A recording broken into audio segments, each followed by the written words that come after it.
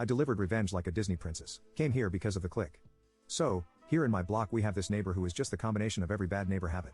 To make things more visual, we're mainly talking about half a block here. The majority of the houses are 2 stories, except the one in the middle that is a car detailing and accessories store, so this store's roof makes every house on this half block visible to each other.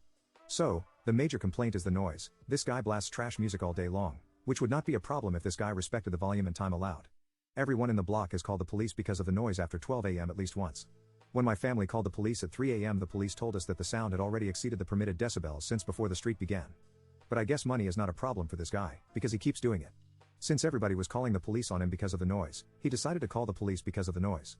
Of a newborn baby crying when the policemen arrived, they told the guy to duck off, so that was a mini win. Besides, this guy is also a creep that keeps staring through every window. The majority of the neighbors had installed tinted windows or curtains because of this particular guy. I literally couldn't enjoy sunlight because this dude kept staring at my window whenever my underage sister was on the room.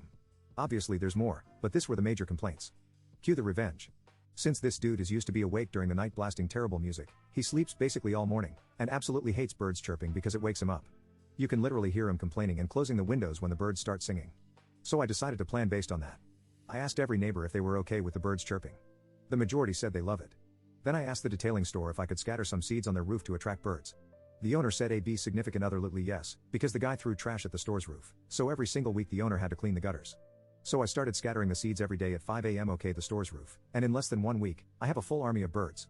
I also started putting things like leaves, twigs, dog hair, and other things so the birds could build nests nearby. In my window there's also water for the birdies. Now, the most delicious part of my revenge was when I decided the birds needed a little treat.